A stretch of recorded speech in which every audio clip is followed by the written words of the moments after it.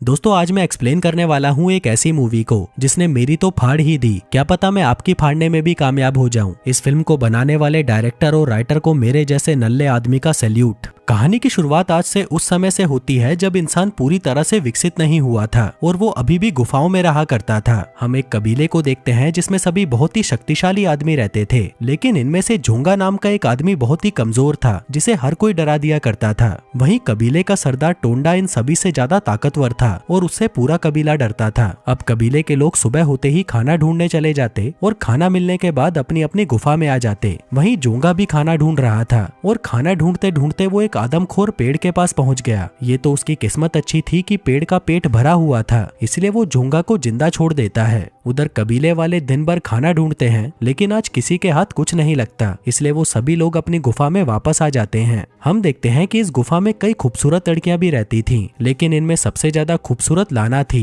लाना सरदार टोंडा की बंदी थी क्योंकि वो ही उसके लिए खाना लाता था। दूसरी तरफ आज किसी को भी खाना नहीं मिला था, इसलिए वो सभी भूखे पेट सोने वाले थे। तभी झोंगा भी अपनी गुफा में आता है और मायूस होकर एक कोने में बैठ जाता है। वहीं लाना सरदार के साथ सोने की तैयारी कर रही थी। झोंगा का भूख से बहुत बुरा हाल था, इसलिए वो अपना इमरजेंसी के लिए छुपाया हुआ फल निकालता है, लेकिन जैसे ही वो उसे खाने लगता है तभी उसकी नजर लाना पर पड़ती है। हम देखते हैं कि झोंगा लाना को पसंद करता था और वो उसे किसी तरह से पटाकर उसके साथ इंटीमेट होना चाहता था, इसलिए वो तुरंत लाना के पास आकर उसे खाने के लिए वो फल दे देता है। लेकिन जैसे ही वो वहाँ से चला जाता है वो कमअकल लाना उस फल को सरदार को दे देती है, जो देखकर झोंगा मायूस हो जाता है और उसका लाना के साथ इंटीमेट होने का सपना भी टूट जाता है। अगले दिन कबीले वालों को एक जगह पर कुछ नए फल दिखते हैं। तभी सरदार के कहने पर झोंगा फलों को तोड़कर खाने लगता है ताकि उन्हें ये पता चल सके कि वो फल जहरीले हैं या नहीं, लेकिन वो जहरीले नहीं होते। तभी मौका देखकर झोंगा कुछ फलों को छुपा लेता है, लेकिन तभी वो बेहोश हो जाता है, जिसका मतलब था कि उन फलों से किसी को भी बेहोश किया जा सकता था। फिर कुछ देर बाद झोंगा को होश आ जाता है। होश में आते ही वो एक फल को काटकर उसमें वो बेहोशी वाला फल मिला देता है। दूसरी तरफ कबीले वालों को आज खाना नहीं मिला था, इसलिए वो सभी पानी पीकर अपना गुजारा कर रहे थे।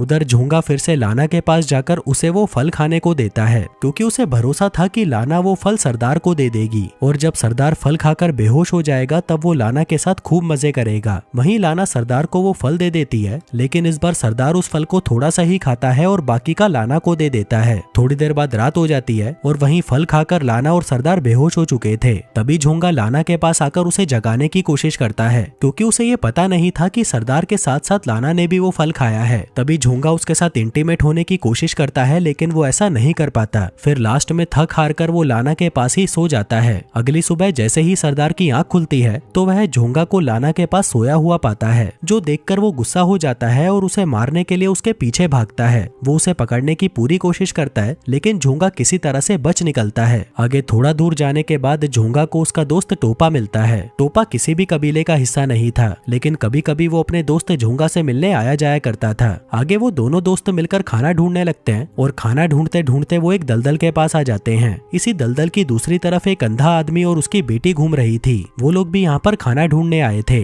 इसी बीच वो अंधा फिसलकर दलदल में गिर जाता है, जो देखकर उसकी बेटी चिल्लाने लगती है। तभी लड़की की आवाज सुनकर वो दोनों उसके पास आते हैं और किसी तरह से उसके पिता को दलदल से बाहर निकालते हैं, जिसके बाद वो लड़की उन्हें अपना नाम मिया बताती है। हम देखते हैं कि मिया को पहली नजर में ही झोंगा से प्यार हो गया था। इसके बाद वो चारों नदी में नहाने लगते हैं और फिर नहाने के बाद वो फिर से खाना ढूंढने निकल जाते हैं, लेकिन तभी अचानक उनके पीछे एक डायनासोर लग जाता है। दरअसल इस इलाके में ये बिल्कुल असली जैसे दिखने वाले डायनासोर भी रहा करते थे, जो कि इंसानों को मारकर खा जाते थे। उधर दूसरी तरफ आज सरदार को बहुत सारा खाना मिल गया था। वो उनमें से थोड़ा सा खाना अपने कबीले में बांट देता है, जबकि बाकी का सारा वो अपने पास रख लेता है। वहीं सुबह जब झोंगा और उसके तीनों साथी सो रहे थे तभी उसके पास एक आदमी आता है, जिसकी कदमों की आवाज सुनकर झोंगा जाग जाता है। तभी झोंगा को देखते ही वो आदमी इतना डर जाता है कि वह भागकर अपनी गुफा में छुप जाता है। वहीं झोंगा जल्दी से उसकी गुफा के पास जाकर उसे बाहर बुलाता है। हम देखते हैं कि वो आदमी वहाँ पर अकेला नहीं था, बल्कि उसका पूरा परिवार उसके साथ रहता था। थोड़ी देर बाद फिर से बिल्कुल एक असली जैसा दिखने वाला डायनासोर झोंगा के पास आता है। तभी झोंगा जल्दी से एक कद्दू उठाकर डायनासोर पर फेंकता है, जो जाकर सीधा उसके सींग में फंस जाता है। अब कद्दू के कारण डायनासोर को ठीक से दिखाई नहीं देता, इसलिए वो घबराकर भाग जाता है।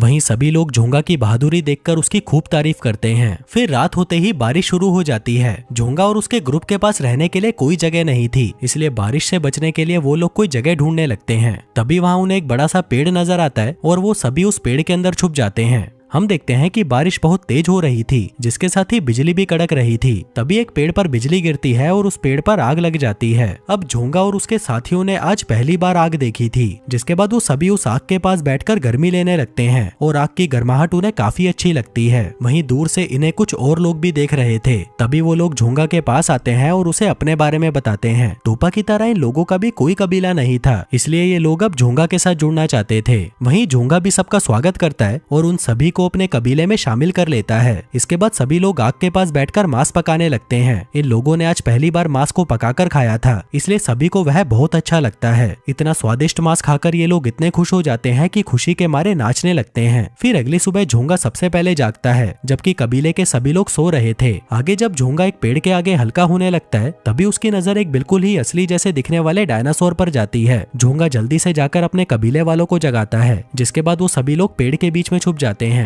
वो डायनासोर यहाँ पर खाना ढूंढने आया था, लेकिन उसे कोई भी इंसान नजर नहीं आता। तभी उसका पैर जलती हुई लकड़ियों पर पड़ता है, जिससे वह जल जाता है और डरकर भाग जाता है। उधर झोंगा ने ये सब कुछ देख लिया था और वह समझ चुका था कि इस आग की मदद से वो लोग खतरों का सामना भी कर सकते हैं। थोड़ी देर बाद सरदार टोंडा का कबीला भी झोंगा के कबीले के पास पहुंच जाता है। झोंगा को देखते ही सरदार गुस्से में आ जाता है। वो उसे पकड़कर मारना चाहता था, लेकिन झोंगा के पास आग थी, जिसे देखकर सरदार का कबीला डर जाता है। वो लोग आग की वजह से उनसे लड़ तो नहीं पाते, लेकिन वो कुछ जलती हुई लकड़ियां लेकर वहां से भाग जाते हैं। जल्दी ही वो लोग आग को लेकर अपनी गुफा में आ जाते हैं। वहीं लाना भी आग देखकर हैरान थी। तभी कबीले का एक आदमी सबको बताता है कि आग बहुत ही खतरनाक है और ये किसी को भी जला सकती है। उधर दूसरी तरफ झोंगा का कबीला खाना ढूंढ रहा था, लेकिन इसी बीच उन्हें एक डायनासोर देख लेता है और वो भी उनके पीछे पीछे आने लगता है। वहीं सभी लोगों की नजर डायनासोर पर पड़ जाती है, जिसको देखकर वो सभी डर जाते हैं। तभी भागते हुए झोंगा के हाथ वो लाल फल लग जाते हैं और वो उन फलों को डायनासोर को खिला देता है, जिसको खाते ही वो डायनासोर बेहोश हो जाता है। थोड़ी देर बाद झोंगा का कबीला नदी तक पहुंच जाता है। वहीं नदी में सरदार का कबीला नहा रहा था।